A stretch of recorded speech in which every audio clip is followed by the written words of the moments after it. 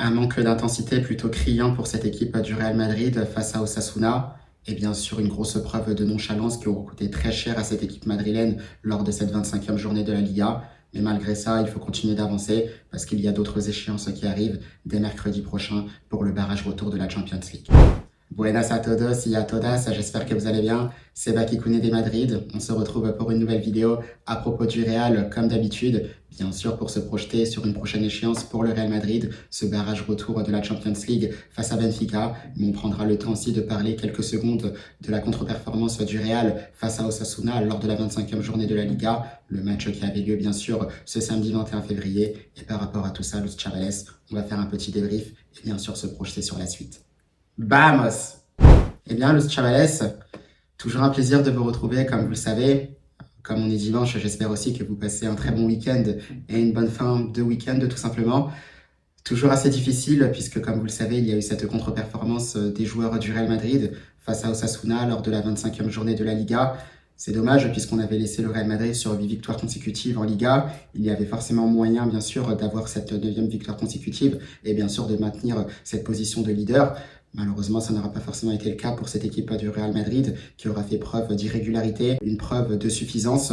Et tout ça, on le sait, dans des matchs de haut niveau, ça paye tout simplement très très cher puisque c'est un Real Madrid qui a fait preuve aussi de nonchalance. Il n'y avait pas forcément de rythme qui était imposé dans ce match face à Osasuna. Et on le disait, c'est une équipe d'Osasuna qui était nettement supérieure à ce Real Madrid par séquence. Et on le sait, ça coûte cher à un moment donné, notamment avec ce but où c'est une équipe d'Osasuna qui profite des largesses défensives de cette équipe du Real Madrid. Puisque ça, on le savait, ce sont des problèmes défensifs qui ne sont pas réglés depuis un moment, notamment depuis la saison dernière.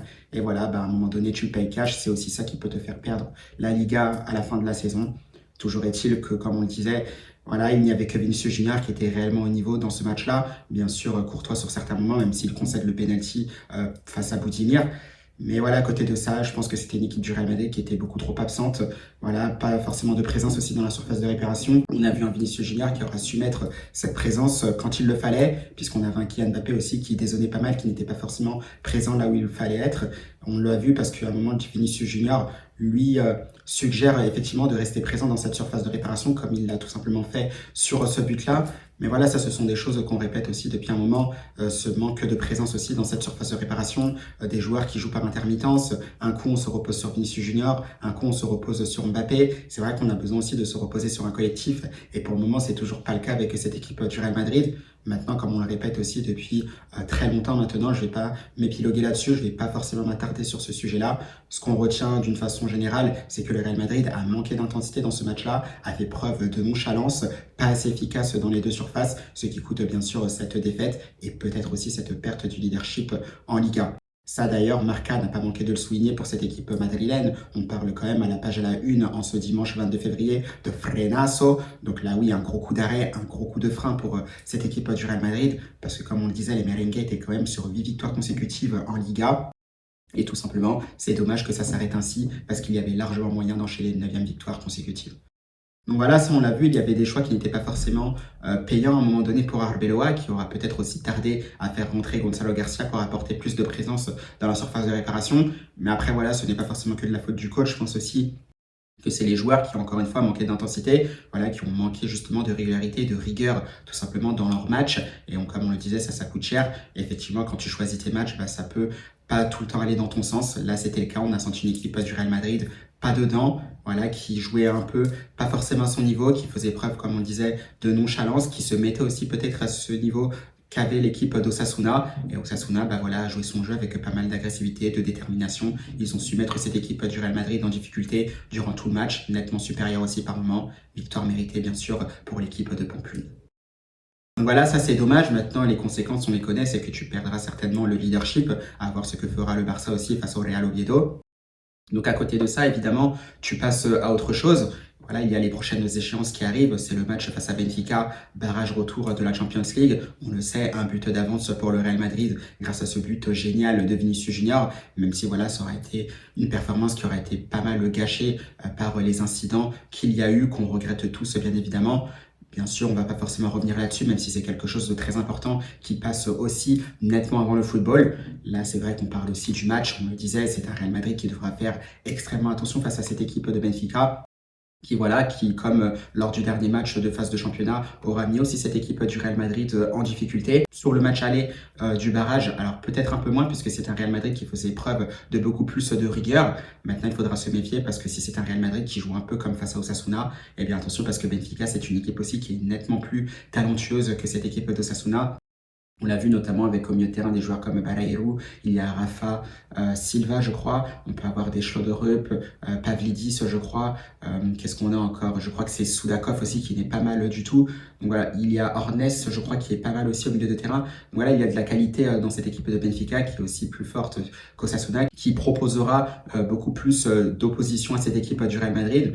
Donc voilà, si forcément tu te mets pas tout de suite dans le niveau Ligue des Champions, c'est un match qui peut s'avérer être très compliqué et le Real Madrid devra faire preuve de rigueur, voilà, pour annihiler toute envie de marquer de cette équipe d'Osasuna, tout simplement les étouffer dans leur camp, leur montrer que voilà, ce jour-là, ce ne sera pas pour eux, que la qualification sera tout simplement pour le Real Madrid. Mais encore une fois, ça faudra le prouver parce que c'est un Real Madrid qui est capable du meilleur comme du pire. Donc attention, vigilance maximale de ce côté-là.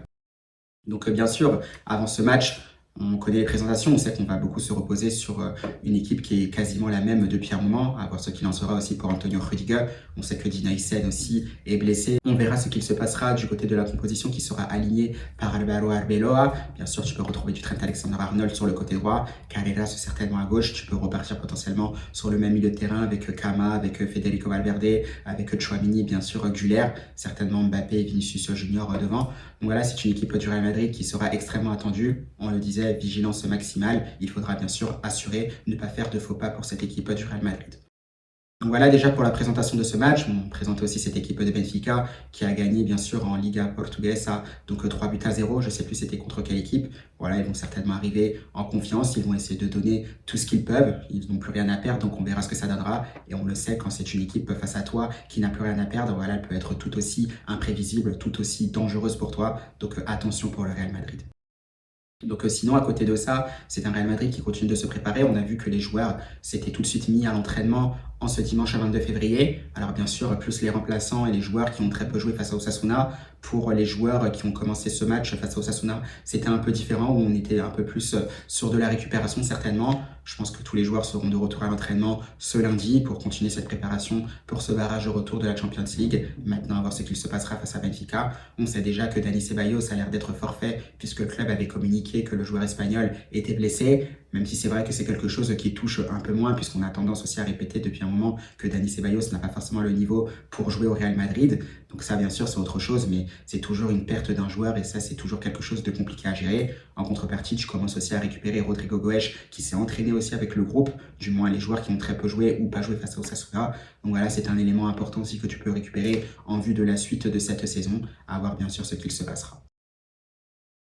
Donc voilà, Los Chavales, c'était à peu près tout pour cette vidéo d'avant-match entre le Real Madrid et Benfica pour le barrage de retour de la Champions League. À peu près tout aussi pour ce que j'avais à résumer pour ce match entre Osasuna et le Real Madrid. Un Real Madrid qui peut potentiellement perdre cette place de leader. Mais on le sait, maintenant il faudra continuer sur les prochaines échéances, à savoir face à Benfica, comme on le disait, dès ce mercredi, avant de jouer le lundi 2 mars en Liga face à Getafe pour la 26e journée de la Liga. À voir maintenant ce qu'il se passera. Ce qui est sûr, c'est que c'est un Real Madrid qui devra complètement assurer. L'erreur n'est pas permise pour l'équipe d'Arbeloa. Donc voilà, Los Chavales, on arrive dans cette fin de week-end. Donc bien sûr, moi je vous souhaite une bonne fin de journée. Je vous souhaite aussi un bon début de semaine et surtout à la Madrid.